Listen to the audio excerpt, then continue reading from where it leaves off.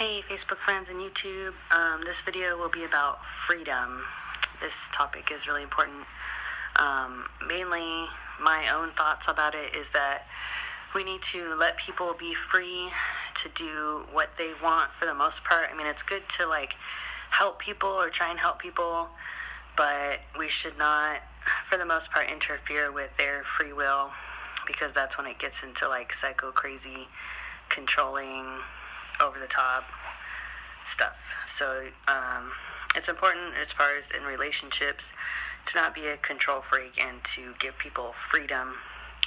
You know, if they're an adult, you should, no adult ultimately should try and tell another adult what to do. We can give advice loosely, but we shouldn't be like, this is what you're going to do, and that's what you're going to do. So, because that's like being a dictator, and nobody likes that.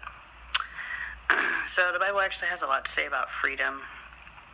Galatians 5:1, for freedom Christ has set us free. Stand firm, therefore, and do not submit again to a yoke of slavery.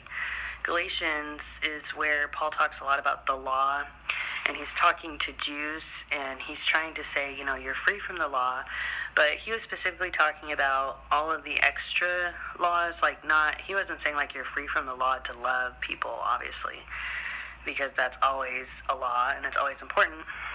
But he was talking about all the other extra laws, like the dietary laws. They had some kind of silly laws in the Old Testament, like you can't wear fabric made out of two, a piece of cloth made out of two fabrics, stuff like that. So there are a lot of side laws that God had originally for the nation of Israel, and then a lot of those kind of got taken away with the new covenant.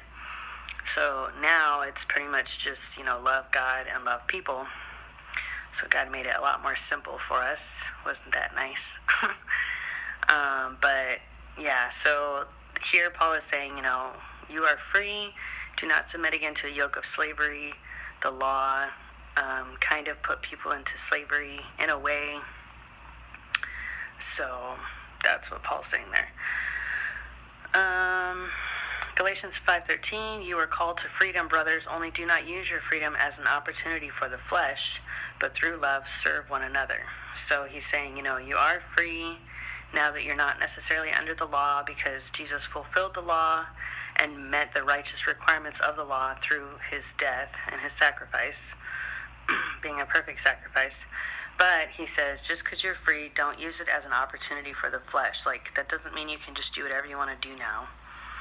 You still have to live by a certain code of ethics, certain morals and standards, which in our modern society has kind of gone out the window. And people don't really evaluate a whole lot now if what they're doing is godly behavior, or if God would approve. It's because the fear of the Lord is kind of diminished in our modern culture.